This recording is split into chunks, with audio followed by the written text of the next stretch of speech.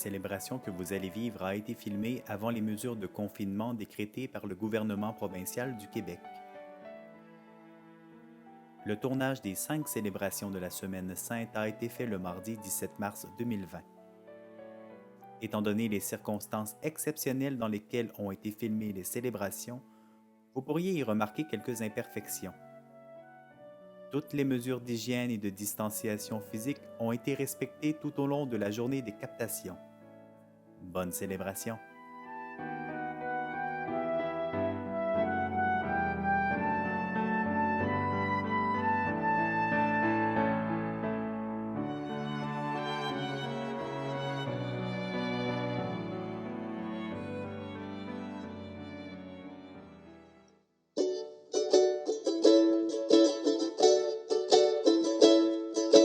Hosanna, Hosanna, Hosanna, gloire à toi Jésus. Hosanna, Hosanna, Hosanna, gloire à toi Jésus.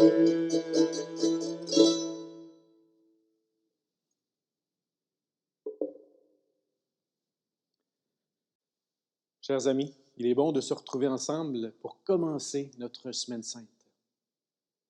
Nous sommes confinés dans nos maisons à travers les épreuves que nous traversons avec cette pandémie. Et la Semaine sainte, qui a toujours été un moment très important dans la vie des chrétiens, va prendre une couleur particulière cette année pour nous. Ce que nous voulons vivre avec vous, c'est du réconfort, de la solidarité, de la consolation. Nous allons pendant toute cette semaine suivre Jésus dans les derniers moments de sa vie et jusqu'à sa résurrection. C'est ça la fête de Pâques. Bien, puisse cette célébration aujourd'hui vous apporter à vous paix, consolation, force, courage. Probablement un petit peu de patience aussi pour continuer à tenir le coup. Que le Seigneur nous accompagne et que cette fête du dimanche des Rameaux, même si elle est tout à fait unique et particulière cette année, soit pour tout le monde une bénédiction.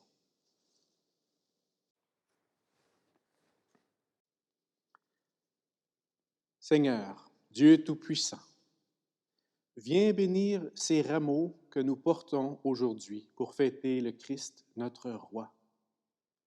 Accorde-nous d'entrer avec lui dans la Jérusalem éternelle.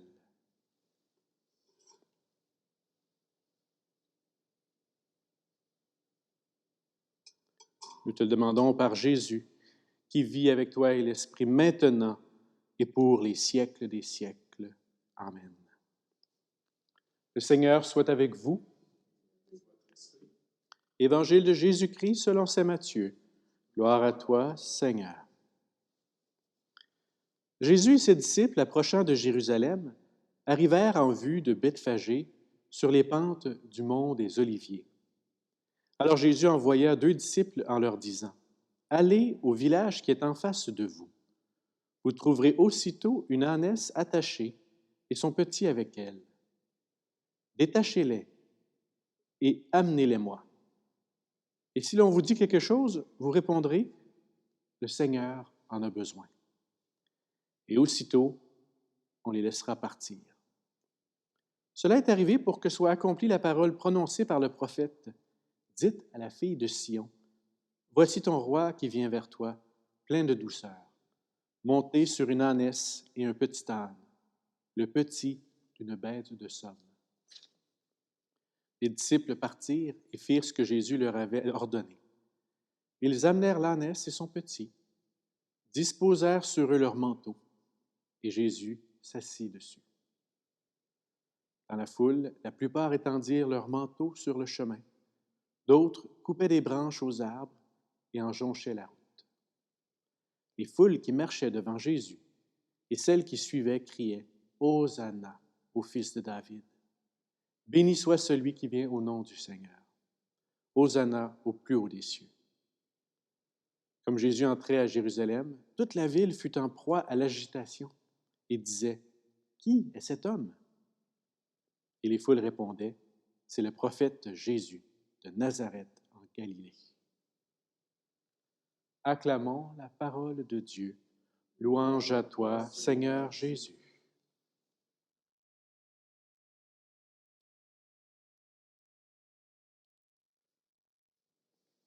Prions. Dieu éternel et tout-puissant, pour montrer au genre humain quel abaissement il doit imiter, tu as voulu que notre Sauveur, dans un corps semblable au nôtre, subisse la mort de la croix. Accorde-nous cette grâce de retenir les enseignements de sa passion et d'avoir part à sa résurrection. Lui qui vit et règne avec toi et le Saint-Esprit, maintenant, pour les siècles des siècles. Lecture du livre du prophète Isaïe. Le Seigneur, mon Dieu, m'a donné le langage des disciples, pour que je puisse, d'une parole, soutenir celui qui est épuisé. Chaque matin, il éveille mon oreille pour qu'en disciple j'écoute. Le Seigneur, mon Dieu, m'a ouvert l'oreille, et moi, je ne me suis pas révolté, je ne me suis pas dérobé. J'ai présenté mon dos à ceux qui me frappaient et mes joues à ceux qui m'arrachaient la barbe. Je n'ai pas caché ma face devant les outrages et les crachats. Le Seigneur, mon Dieu, vient à mon secours. C'est pourquoi je ne suis pas atteint par les outrages. C'est pourquoi j'ai rendu ma face dure comme pierre. Je sais que je ne serai pas confondu. Parole du Seigneur. Rendons grâce à Dieu. Mon Dieu, pourquoi m'as-tu abandonné? Tous ceux qui me voient me bafouent, ils ricanent et hochent la tête. Ils comptaient sur le Seigneur qu'il le délivre, qu'il le sauve puisqu'il est son ami. Mon Dieu, pourquoi m'as-tu abandonné? Oui, des chiens me cernent, une bande de vauriens m'entoure. Ils me percent les mains et les pieds, je peux compter tous mes os. Mon Dieu, pourquoi m'as-tu abandonné?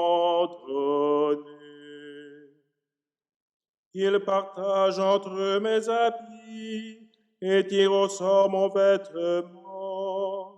Mais toi, Seigneur, ne sois pas loin. Ô ma force, viens vite à mon aide.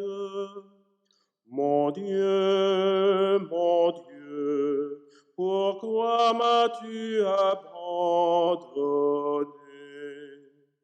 Mais tu m'as répondu, et je proclame ton nom devant mes frères. Je te loue en pleine assemblée. Vous qui le craignez, louez le Seigneur. Mon Dieu, pourquoi m'as-tu abandonné?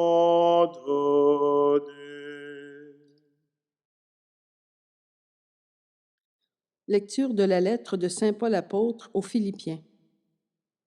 Le Christ Jésus, ayant la condition de Dieu, ne retint pas jalousement le rang qui l'égalait à Dieu. Mais il s'est anéanti, prenant la condition de serviteur, devenant semblable aux hommes. Reconnu homme à son aspect, il s'est abaissé, devenant obéissant jusqu'à la mort et la mort de la croix. C'est pourquoi Dieu l'a exalté. Il l'a doté du nom qui est au-dessus de tout nom, afin qu'au nom de Jésus, tout genou fléchisse au ciel, sur terre et aux enfers, et que toute langue proclame Jésus Christ est Seigneur, à la gloire de Dieu le Père. Parole du Seigneur. Nous rendons grâce à Dieu.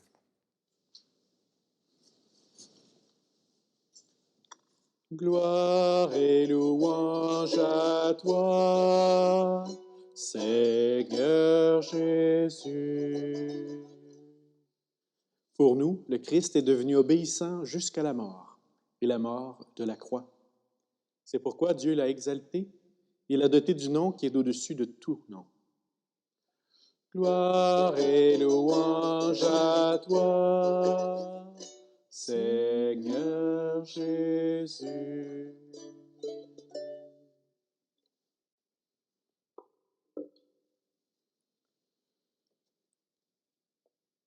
La passion de notre Seigneur Jésus-Christ selon saint Matthieu.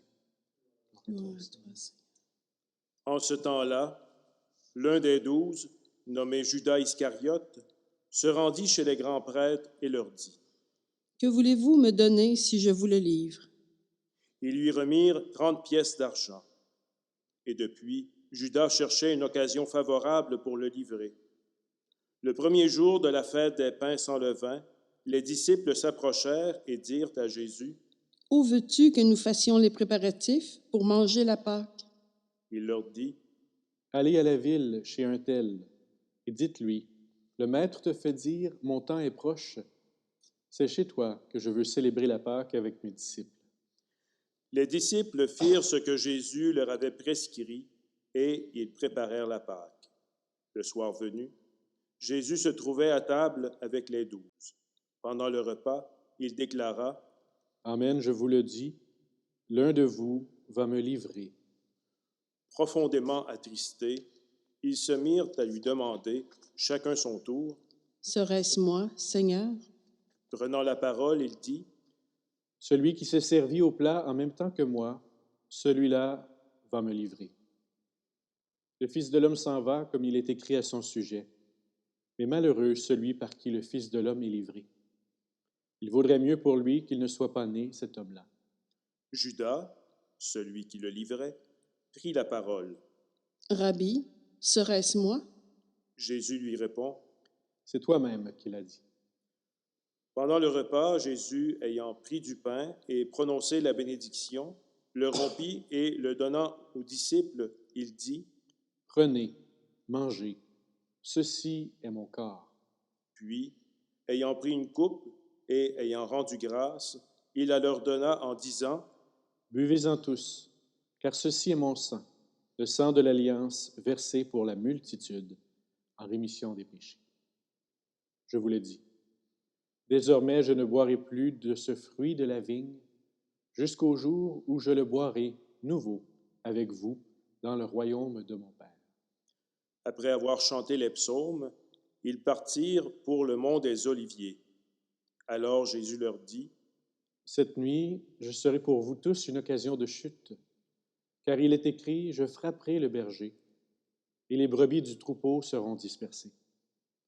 Mais une fois ressuscité, je vous précéderai en Galilée. Prenant la parole, Pierre lui dit: Si tous viennent à tomber à cause de toi, moi, je ne tomberai jamais. Jésus lui répondit: Amen, je te le dis. Cette nuit même, avant que le coq chante, tu m'auras renié 3 fois. Pierre lui dit: Même si je dois mourir avec toi, je ne te renierai pas. Et tous les disciples dirent de même.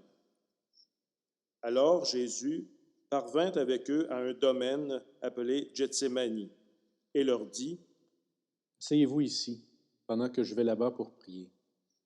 Il amena Pierre, ainsi que Jacques et Jean, les 2 fils de Zébédée, et il commença à ressentir tristesse et angoisse. Il leur dit alors: Mon âme est triste à en mourir. Restez ici et veillez avec moi. Allant un peu plus loin, il tomba face contre terre en priant, et il disait: Mon Père, s'il est possible, que cette coupe passe loin de moi. Cependant, non pas comme moi je veux, mais comme toi tu veux.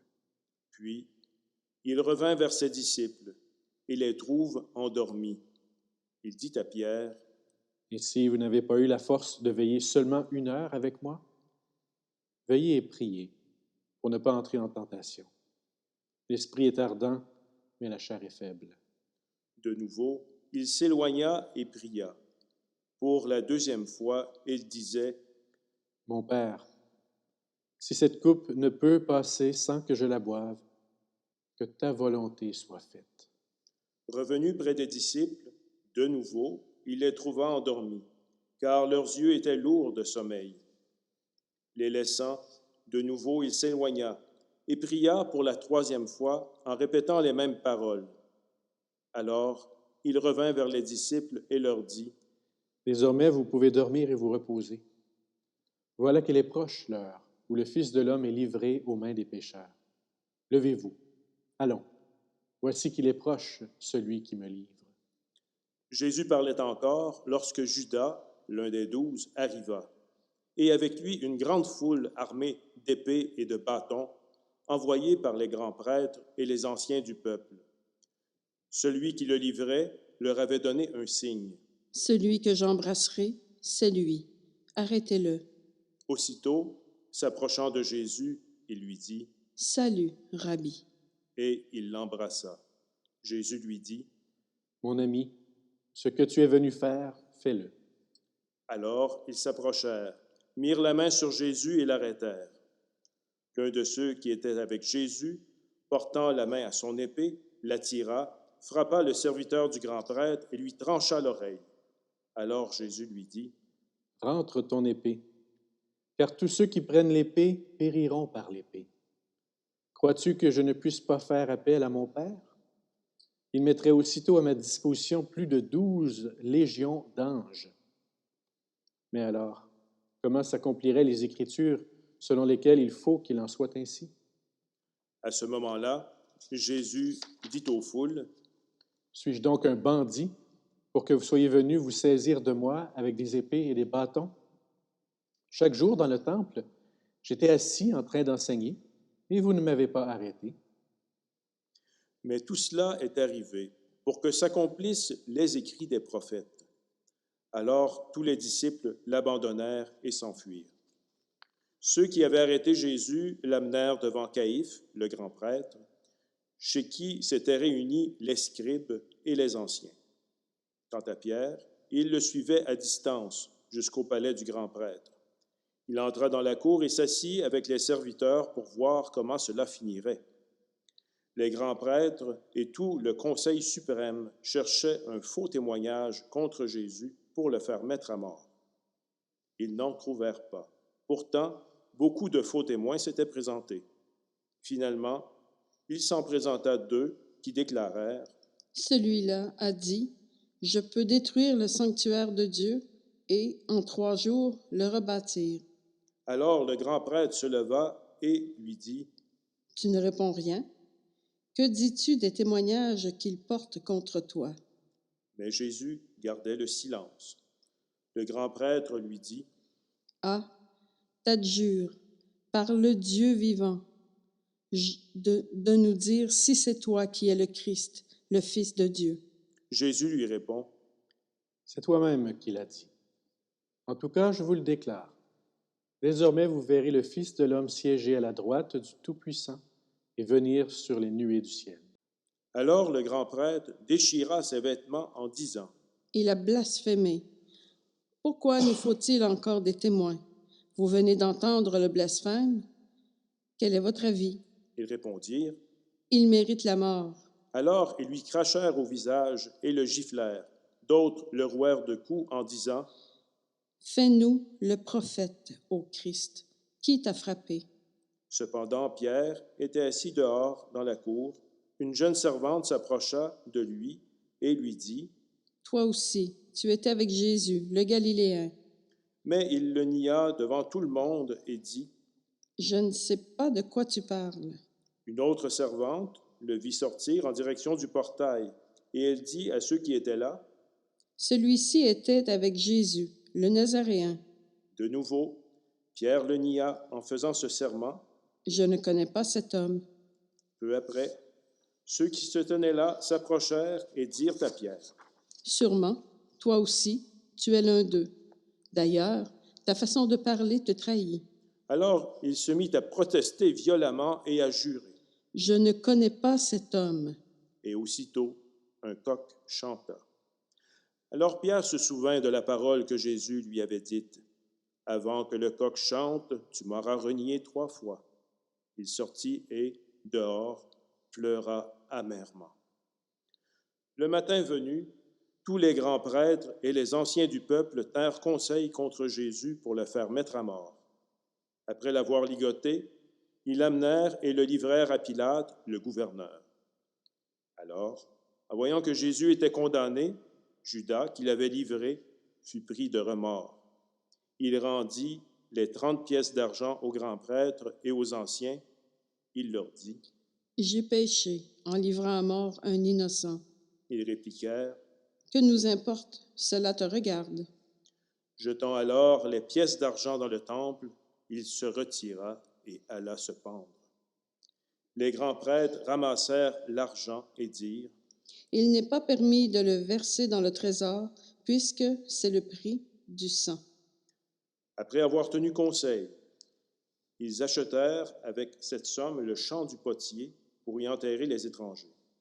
Voilà pourquoi ce champ est appelé jusqu'à ce jour le champ du sang. Alors fut accomplie la parole prononcée par le prophète Jérémie. Ils ramassèrent les 30 pièces d'argent, le prix de celui qui fut mis à prix, le prix fixé par les fils d'Israël, et ils les donnèrent pour le champ du potier, comme le Seigneur me l'avait ordonné. On fit comparaître Jésus devant Pilate, le gouverneur, qui l'interrogea.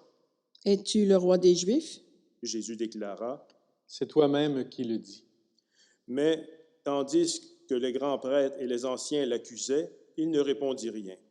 Alors Pilate lui dit, « Tu n'entends pas tous les témoignages portés contre toi? » Mais Jésus ne lui répondit plus un mot, si bien que le gouverneur fut très étonné. Or, à chaque fête, celui-ci avait coutume de relâcher un prisonnier, celui que la foule demandait. Il y avait alors un prisonnier bien connu nommé Barabbas. Les foules s'étant donc rassemblées, Pilate leur dit, « Qui voulez-vous que je vous relâche? Barabbas ou Jésus, appelé le Christ? » Il savait en effet que c'était par jalousie qu'on avait livré Jésus. Tandis qu'il siégeait au tribunal, sa femme lui fit dire, « Ne te mêle pas de l'affaire de ce juste, car aujourd'hui j'ai beaucoup souffert en songe à cause de lui. » Les grands prêtres et les anciens poussèrent les foules à réclamer Barabbas et à faire périr Jésus. Le gouverneur reprit. « Lequel des deux voulez-vous que je vous relâche? » Ils répondirent. Barabbas. Pilate leur dit. Que ferai-je donc de Jésus, appelé le Christ? Ils répondirent tous. Qu'il soit crucifié. Pilate demanda. Quel mal a-t-il donc fait? Il criait encore plus fort. Qu'il soit crucifié. Pilate, voyant que ses efforts ne servaient à rien, sinon à augmenter le tumulte, prit de l'eau et se lava les mains devant la foule en disant, « Je suis innocent du sang de cet homme. Cela vous regarde. » Tout le peuple répondit, « Son sang, qu'il soit sur nous et sur nos enfants. » Alors il leur relâcha Barabbas. Quant à Jésus, il le fit flageller et il le livra pour qu'il soit crucifié. Alors les soldats du gouverneur amenèrent Jésus dans la salle du prétoire et rassemblèrent autour de lui toute la garde. Ils lui enlevèrent ses vêtements et le couvrirent d'un manteau rouge. Puis, avec des épines, ils tressèrent une couronne et la posèrent sur sa tête. Ils lui mirent un roseau dans la main droite et, pour se moquer de lui, ils s'agenouillaient devant lui en disant « Salut, roi des Juifs. » Et après avoir craché sur lui, ils prirent le roseau et ils le frappaient à la tête. Quand ils se furent bien moqués de lui, ils lui enlevèrent le manteau, lui remirent ses vêtements et l'amenèrent pour le crucifier. En sortant, ils trouvèrent un nommé Simon, originaire de Cyrène, et ils le réquisitionnèrent pour porter la croix de Jésus. Arrivé en un lieu dit Golgotha, c'est-à-dire lieu du crâne ou calvaire, ils donnèrent à boire à Jésus du vin mêlé de fiel. Il en goûta, mais ne voulut pas boire. Après l'avoir crucifié, ils se partagèrent ses vêtements en tirant au sort. Et il restait là, assis, à le garder. Au-dessus de sa tête, ils placèrent une inscription indiquant le motif de sa condamnation. Celui-ci est Jésus, le roi des Juifs. Alors on crucifia avec lui 2 bandits, l'un à droite et l'autre à gauche. Les passants l'injuriaient en hochant la tête. Ils disaient, toi qui détruis le sanctuaire et le rebâtis en 3 jours, sauve-toi toi-même si tu es le Fils de Dieu, et descends de la croix. De même, les grands prêtres se moquaient de lui avec les scribes et les anciens en disant, Il en a sauvé d'autres, et il ne peut pas se sauver lui-même. Il est roi d'Israël, qu'il descende maintenant de la croix, et nous croirons en lui. Il a mis sa confiance en Dieu, que Dieu le délivre maintenant s'il l'aime. Car il a dit, « Je suis fils de Dieu ». les bandits crucifiés avec lui l'insultaient de la même manière. À partir de la 6e heure, c'est-à-dire midi, l'obscurité se fit sur toute la terre, jusqu'à la 9e heure. Vers la 9e heure, Jésus cria d'une voix forte, « Élie, Élie, lema sabachthani » ce qui veut dire, « Mon Dieu, pourquoi m'as-tu abandonné » L'ayant entendu, quelques-uns de ceux qui étaient là disaient, « Le voilà qui appelle le prophète Élie. » Aussitôt, l'un d'eux courut prendre une éponge qu'il trempa dans une boisson vinaigrée. Il la mit au bout d'un roseau et il lui donnait à boire. Les autres disaient, « Attends, nous verrons bien si Élie vient le sauver. » Mais Jésus, poussant de nouveau un grand cri, rendit l'esprit.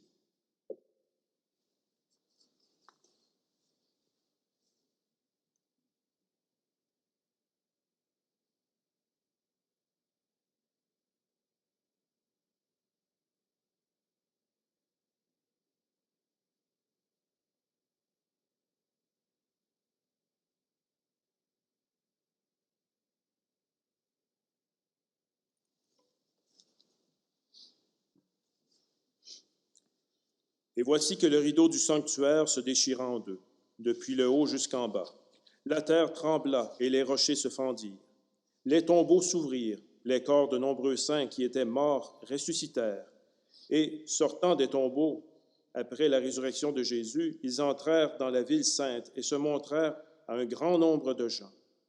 À la vue du tremblement de terre et de ces événements, le centurion et ceux qui, avec lui, gardaient Jésus, furent saisis d'une grande crainte et dirent, « Vraiment, celui-ci était le Fils de Dieu. » Il y avait là de nombreuses femmes qui observaient de loin. Elles avaient suivi Jésus depuis la Galilée pour le servir. Parmi elles se trouvait Marie-Madeleine, Marie, mère de Jacques et de Joseph, et la mère des fils de Zébédée. Comme il se faisait tard, arriva un homme riche, originaire d'Arimathie, qui s'appelait Joseph, et qui était devenu lui aussi disciple de Jésus. Il alla trouver Pilate pour demander le corps de Jésus. Alors Pilate ordonna qu'on le lui remette. Prenant le corps, Joseph l'enveloppa dans un linceul immaculé et le déposa dans le tombeau neuf qui s'était fait creuser dans le roc. Puis il roula une grande pierre à l'entrée du tombeau et s'en alla. Or, Marie-Madeleine et l'autre Marie étaient là, assises en face du sépulcre. Le lendemain, après le jour de la préparation, les grands prêtres et les pharisiens s'assemblèrent chez Pilate en disant, « Seigneur, nous nous sommes rappelés que cet imposteur a dit, de son vivant, 3 jours après, je ressusciterai. Alors, donne l'ordre que le sépulcre soit surveillé jusqu'au 3e jour, de peur que ses disciples ne viennent voler le corps et ne disent au peuple, il est ressuscité d'entre les morts. Cette dernière imposture serait pire que la première. » Pilate leur déclara, « Vous avez une garde? Allez, organisez la surveillance comme vous l'entendez. » Ils partirent donc et assurèrent la surveillance du sépulcre en mettant les scellés sur la pierre et en y plaçant la garde. Acclamons la parole de Dieu.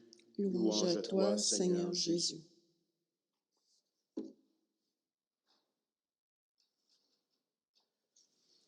Honnêtement, j'aurais jamais pensé célébrer le dimanche des Rameaux de cette façon, puis j'imagine que vous, chez vous, vous dites la même chose en ce moment. C'est étonnant tout ce qu'on traverse comme humanité. Et ça nous amène beaucoup de questions. Ça nous amène évidemment à refaire nos liens avec nos plus proches. Ça nous invite à réapprendre à avoir du temps, à s'arrêter, à ralentir. est-ce que ce n'est pas justement un bon moment pour méditer ensemble sur la passion de Jésus? Et qu'est-ce qu'elle peut nous apporter à nous en ces moments difficiles? Moi, je vous proposerais 3 choses ce matin, très, très simplement. Le récit de la passion de Jésus peut nous apporter du réconfort, de la consolation. Il va nous inviter aussi à une nouvelle forme de compassion nouvelle pour ceux qui sont souffrants. Et ça va nous apporter une considération qui va nous ouvrir sur la capacité d'être dans l'espérance. Premièrement, une consolation. Évidemment, quand arrivent les épreuves dans le monde, les épidémies, les pandémies, la souffrance, la maladie, la mort, nous, les modernes, rapidement, on se pose des questions. Pourquoi? Pourquoi ça arrive tout ça? Qu'est-ce que tu fais, Seigneur? Où es-tu? Où es-tu pendant que des gens souffrent? Où es-tu pendant que les familles sont à l'épreuve? Où es-tu pendant que l'économie, le chômage et tout soudainement cet appauvrissement collectif qu'on vit? Que fais-tu? Où es-tu? Et on a vu sur les réseaux sociaux plein de manifestations. Les gens veulent se tourner vers Dieu pour trouver du soutien. On voudrait des miracles, on voudrait toutes sortes de choses. Quoi qu'il en soit, l'épreuve nous amène à nous tourner vers Dieu et à nous poser des questions. Dieu, on le voit dans le récit de la Passion, à travers la manière dont Jésus agit. C'est surprenant, mais Dieu ne répond pas tant que ça. J'aimerais ça, moi, avoir ce matin des réponses toutes faites pour vous, en vous disant, voici, Dieu va faire ci, Dieu va faire ça, et tout va bien aller. En fait, je suis dans la foi, comme vous, mais je n'ai pas de certitude. Je ne peux pas entrer dans une espèce de pensée magique. La foi, elle se vit à travers un paradoxe, un défi incroyable qui est le mystère de la souffrance et de la mort. Moi, je pense que Jésus, honnêtement, on le voit dans le récit, là, il aurait peut-être préféré un autre chemin. Il aurait peut-être préféré que de ne pas avoir à vivre cette passion que nous venons de proclamer. Je pense qu'on est tous d'accord qu'on aimerait mieux ne pas avoir à vivre tout ce qu'on traverse ces jours-ci. On serait pas mal plus content de profiter du beau temps, du printemps, puis de vivre. Et là, on est prisonnier dans nos appartements et nos maisons. Non, la réalité nous bouleverse, nous surprend. Alors, Dieu ne donne pas de réponse comme explication à tout ce qu'on traverse. Tu sais, des fois, je trouve qu'on demande à Dieu des choses. Bon, on a le droit, là, c'est bien correct. Mais il ne va pas se plier à nous expliquer comme si tout était explicable. Non. C'est quoi la réponse de Dieu? La réponse de Dieu, on vient de l'entendre. C'est que Dieu souffre avec nous en son Fils Jésus.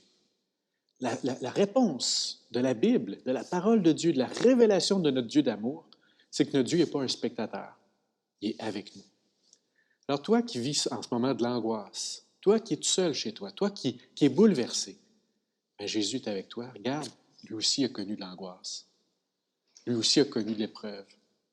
Lui aussi a été complètement bouleversé. Toi qui souffres dans ton corps, Jésus aussi a souffert dans son corps.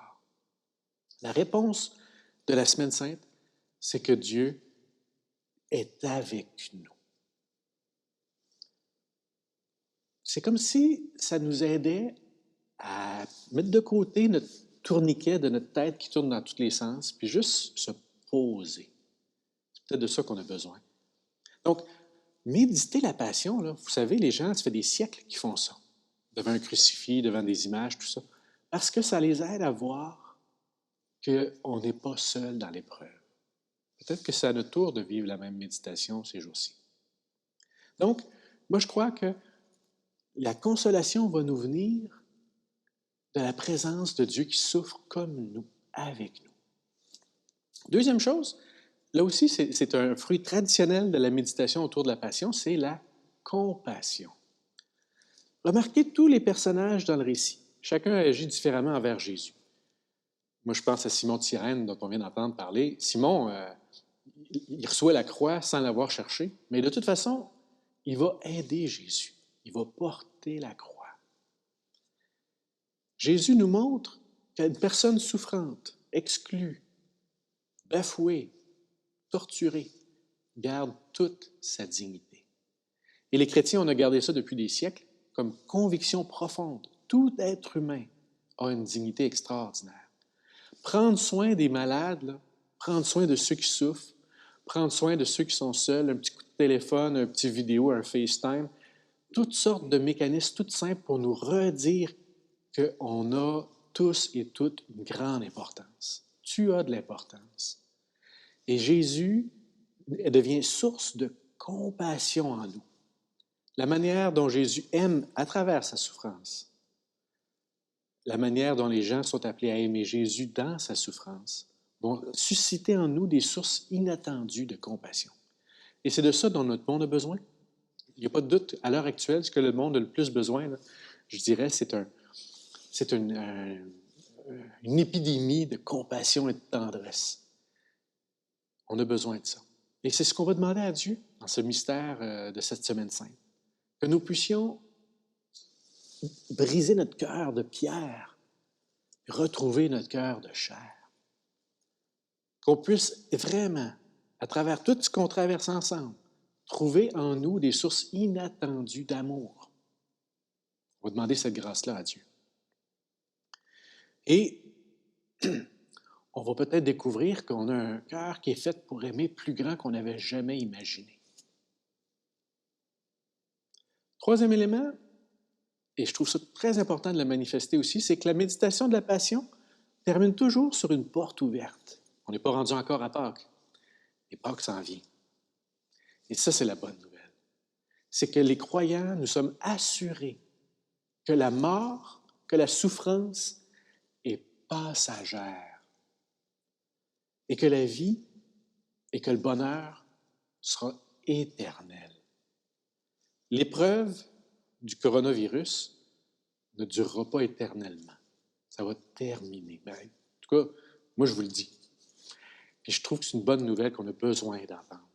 Okay? On est fait pour le bonheur, pour le bien-être, pour la santé, pour la vie. Être croyant, là, c'est pas être dans des lunettes roses puis dans des nuages. Là. C'est d'être groundé dans la réalité avec toutes les épreuves qu'on vit. Mais en sachant qu'il y a toujours une porte ouverte. Je suis sûr que les apôtres, puis tous les gens, on le voit bien là, pendant la Passion, ils étaient découragés. Là. Ils ne pensaient pas à la résurrection en se disant « De toute façon, c'est pas grave, ça va finir. » C'est pas ça que je dis. Mais ce que je dis, c'est qu'après coup, les apôtres ont découvert une vie qui a surgi le matin de Pâques. Alors, ce qu'on a besoin, nous aussi, aujourd'hui, là, c'est cette foi profonde qui va nous faire dire « Tenons bon. Tenons bon, lâchons pas. La force de la vie est plus grande que la mort. Dieu est plus fort que toutes les épreuves, que toutes les difficultés qu'on traverse. » Alors, la méditation de la Passion va nous aider à retrouver une paix, plutôt que d'être dans l'angoisse et les raisonnements sans fin. Demandons cette paix-là dans notre tête. Là. Elle va nous aider à retrouver un amour, une compassion, que Dieu vienne travailler dans nos cœurs. Que Dieu ensuite nous donne, à travers la méditation de la Passion, une espérance qui va nous aider à rester bien groundés dans la persévérance, dans la patience, parce que, disons-le, je pense qu'on a bien besoin de patience. Seigneur, viens à travers ce récit, à travers cette célébration, renouveler en nous notre foi, notre espérance, notre charité. Et on est dans ce fantastique sanctuaire dédié à Marie. Et je trouve que c'est une grâce extraordinaire qui nous est donnée. Et toi, Marie, Notre-Dame du Cap, intercède pour tes enfants.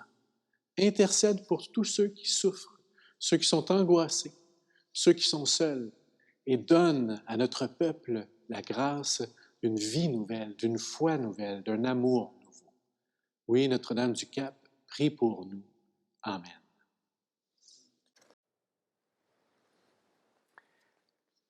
Redisons ensemble notre foi. Je crois en Dieu, le Père Tout-Puissant, Créateur du ciel et de la terre, et en Jésus-Christ, son Fils unique, notre Seigneur, qui a été conçu du Saint-Esprit, est né de la Vierge Marie, a souffert sous Ponce Pilate, a été crucifié, est mort et a été enseveli, est descendu aux enfers, le troisième jour est ressuscité des morts, est monté aux cieux, est assis à la droite de Dieu le Père Tout-Puissant, d'où il viendra juger les vivants et les morts. Je crois en l'Esprit Saint, à la Sainte Église catholique, à la communion des saints, à la rémission des péchés, à la résurrection de la chair, à la vie éternelle. Amen. Le Père a exalté son Fils sur la croix. Aussi, nous nous tournons vers lui avec confiance pour lui adresser nos demandes. Après chaque attention, nous dirons, ô Dieu Sauveur, exauce-nous. Pour l'Église, afin que, tout au long de la Semaine sainte, elle redécouvre et approfondisse le mystère de la mort de Jésus comme source de salut éternel, prions le Seigneur. Ô Dieu Sauveur, exauce-nous. Pour les chefs des nations, afin qu'à l'exemple du Christ, ils nourrissent leur désir de faire avancer les peuples et de servir le bien commun, prions le Seigneur. Ô Dieu Sauveur, exauce-nous.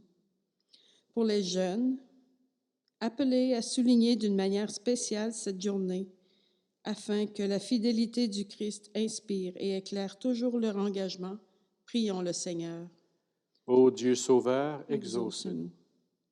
Pour les catéchumènes, afin qu'ils vivent une expérience profonde lors de leur baptême et que l'Esprit fasse d'eux des témoins vivants de l'amour du Christ, prions le Seigneur. Ô Dieu Sauveur, exauce-nous. Pour notre communauté, afin que la joie continue à l'habiter et à stimuler sa mission de faire connaître et aimer Jésus-Christ, prions le Seigneur. Ô Dieu Sauveur, exauce-nous. Et Seigneur, nous te prions pour toutes les personnes qui sont affectées par le virus du COVID-19. Sois leur réconfort et leur soutien. Nous te prions pour les familles. Nous te prions pour les gens qui sont seuls, particulièrement les personnes âgées et les plus pauvres et les plus démunis, qu'ils trouvent d'une manière ou d'une autre un soutien et un réconfort dans cette épreuve. Ô Dieu Sauveur, exauce-nous. Nous te confions aussi tous les intervenants du monde de la santé qui sont fatigués, qui donnent le meilleur d'eux-mêmes. Sois leur soutien et leur réconfort. Ô Dieu Sauveur, exauce-nous.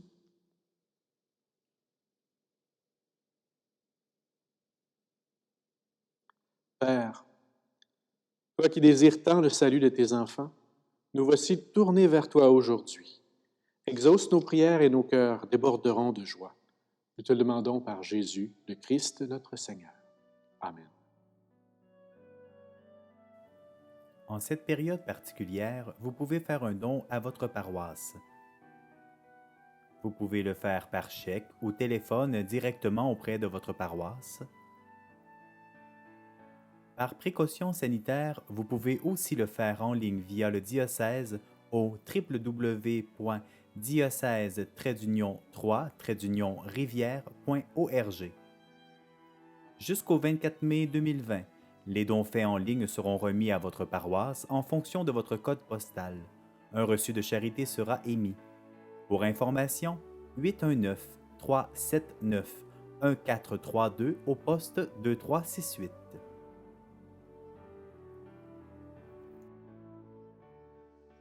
Tu es béni Seigneur, toi, Dieu de l'univers qui nous donne ce pain. Te le présentons avec tous nos efforts, tout le travail, notre quotidien deviendra pour nous le pain de la vie éternelle.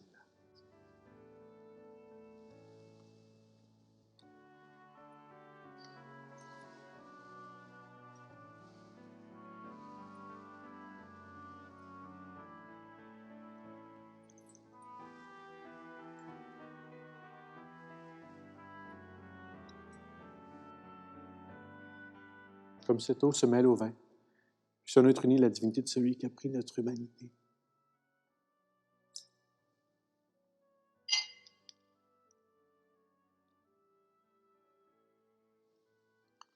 Tu es béni Seigneur, Dieu de l'univers, toi qui nous donnes ce vin, fruit de la vigne de notre travail. Nous te le présentons avec toutes nos joies et nos peines. Il deviendra pour nous le vin du royaume éternel.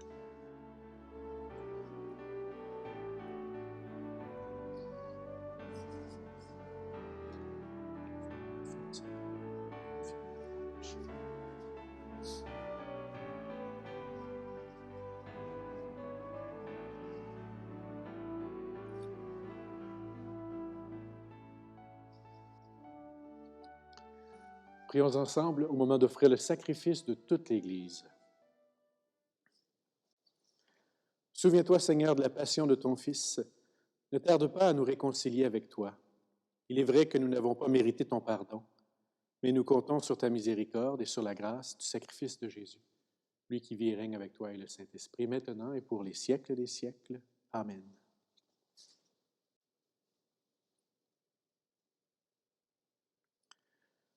Le Seigneur soit avec vous. Élevons notre cœur. Rendons grâce au Seigneur notre Dieu. Vraiment, il est juste et bon de te rendre gloire, de t'offrir notre action de grâce toujours et en tout lieu, à toi, Père très saint, Dieu éternel et tout-puissant, par le Christ notre Seigneur. Alors qu'il était innocent, il a voulu souffrir pour les coupables, et sans avoir commis le mal, il s'est laissé juger comme un criminel. En mourant, il détruit notre péché. En ressuscitant, il nous fait vivre et nous sanctifie. C'est par lui que la terre et le ciel, le peuple de Dieu, avec tous les anges, ne cessent de t'acclamer en chantant.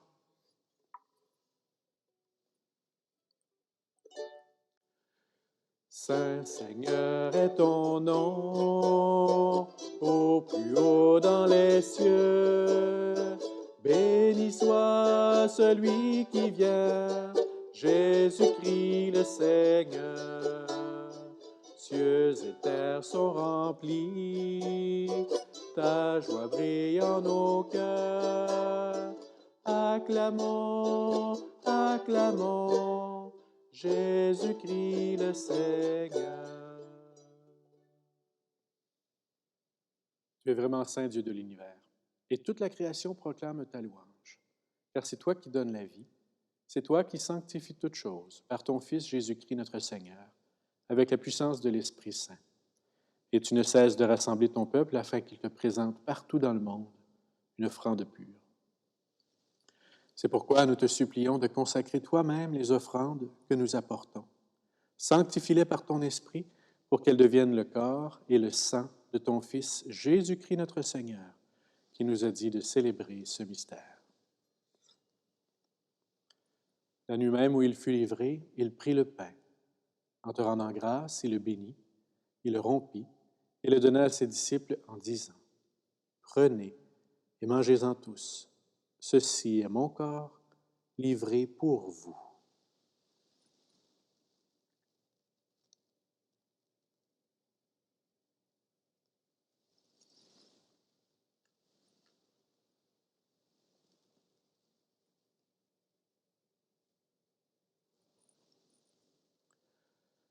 De même, à la fin du repas, il prit la coupe, en te rendant grâce, il la bénit, et la donna à ses disciples en disant, « Prenez et buvez-en tous, car ceci est la coupe de mon sang, le sang de l'alliance nouvelle et éternelle, qui sera versé pour vous et pour la multitude en rémission des péchés. Vous ferez cela en mémoire de moi. »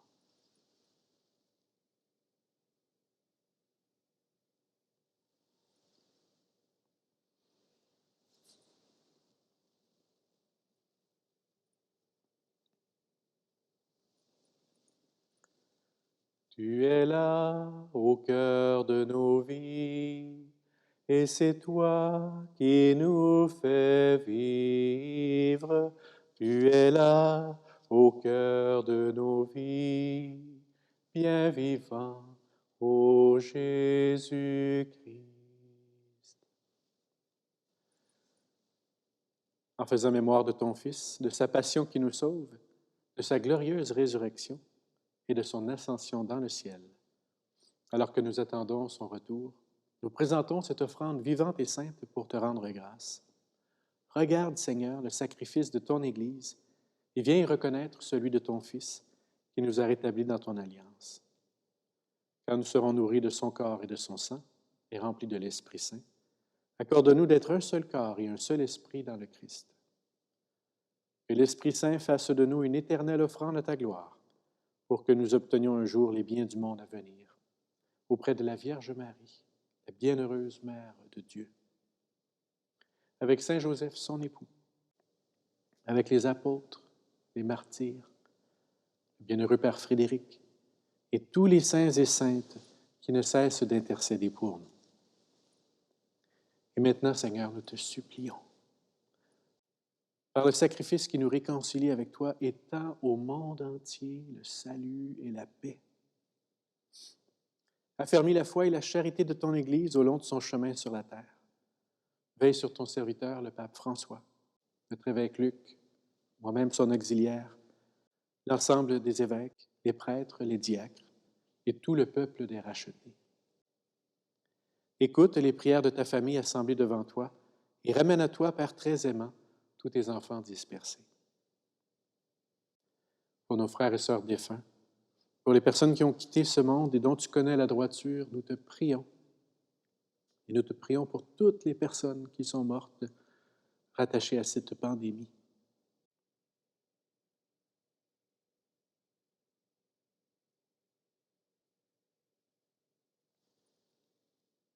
Reçois-les dans ton royaume, où nous espérons être comblés de ta gloire, tous ensemble et pour l'éternité, par le Christ notre Seigneur, par qui tu donnes au monde toute grâce et tout bien.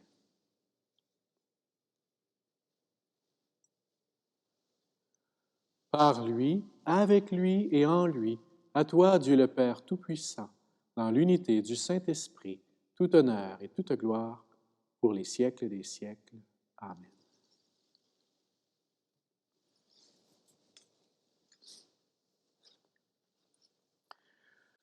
Le pape François nous a invités à redécouvrir la prière du Notre Père comme une prière de solidarité. Alors chez vous, je vous invite à trouver des gestes. Vous pouvez vous prendre par la main, à être proches les uns des autres, dans les mesures raisonnables. Et ensemble, on va redire cette prière de Jésus qui nous redit que Dieu est avec nous. Notre Père, qui es aux cieux, que ton nom soit sanctifié, que ton règne vienne, que ta volonté soit faite sur la terre comme au ciel. Donne-nous aujourd'hui notre pain de ce jour. Pardonne-nous nos offenses, comme nous pardonnons aussi à ceux qui nous ont offensés. Et ne nous laisse pas entrer en tentation, mais délivre-nous du mal. Délivre-nous de tout mal, Seigneur, et donne la paix à notre temps. Par ta miséricorde, libère-nous du péché. Rassure-nous devant les épreuves en cette vie, où nous espérons le bonheur que tu promets et l'avènement de Jésus-Christ, notre Sauveur. Car c'est à toi qu'appartiennent le règne, la puissance et la gloire pour les siècles des siècles. Seigneur Jésus-Christ, tu as dit à tes apôtres, « Je vous laisse la paix, je vous donne ma paix. » Ne regarde pas nos péchés, mais la foi de ton Église.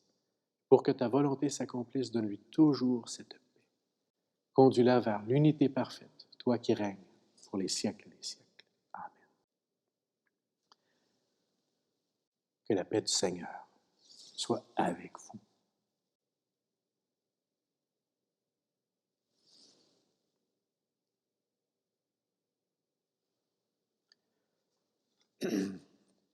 Agneau de Dieu, qui enlève le péché du monde, prends pitié de nous.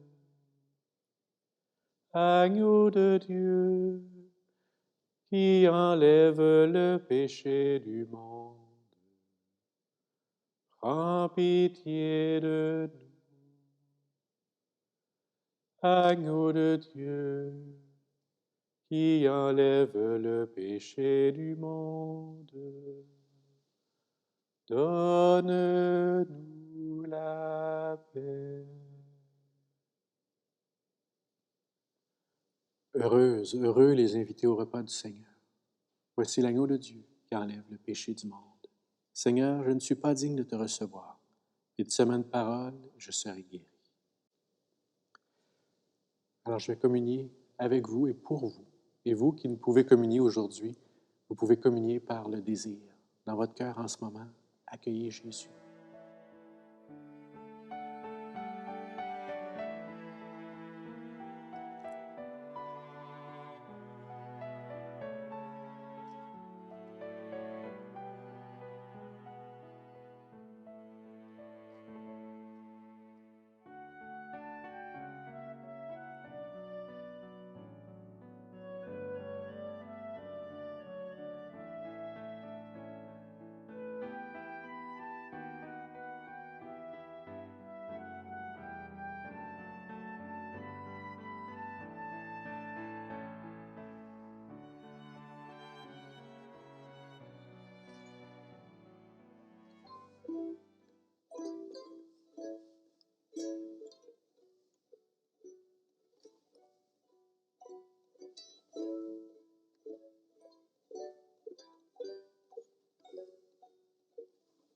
Jésus le Christ, lumière intérieure, ne laisse pas les ténèbres me parler. Jésus le Christ, lumière intérieure, donne-moi d'accueillir ton amour. Jésus le Christ, lumière intérieure, ne laisse pas mes ténèbres me parler. Jésus le Christ, lumière intérieure, donne-moi d'accueillir ton amour.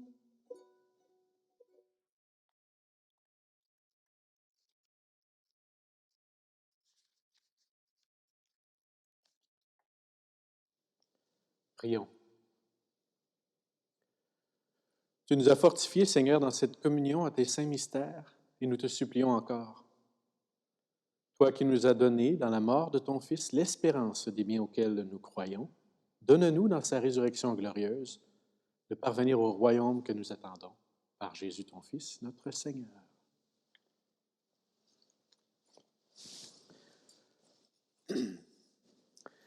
Alors, pour cette bénédiction solennelle, évidemment, on demande la grâce, la force, la bénédiction à toutes nos familles, au Québec, au monde tout entier, à toute notre Église. Le Seigneur soit avec vous. Vous répondrez après chaque invocation, Amen. Dieu notre Père, Père de toute miséricorde, tu nous as donné dans la passion de ton Fils la plus belle preuve de ton amour. Aide-nous maintenant à découvrir à ton service et à celui de nos frères et sœurs, surtout les plus abandonnés, jusqu'où va le don de ta grâce. Amen.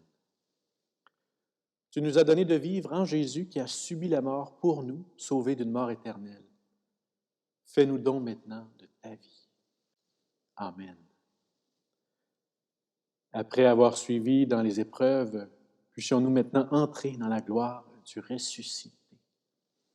Amen. Et que Dieu Tout-Puissant vous bénisse, le Père, le Fils et le Saint-Esprit. Amen. Allons dans la paix du Christ. Regarde Jésus, ressuscitant les morts. As-tu compris son amour? Lui, notre espérance, il vit en nous sa Pâque. Il vient nous redonner un cœur nouveau. Nous revivons dans l'Esprit Saint, baptisés en Jésus.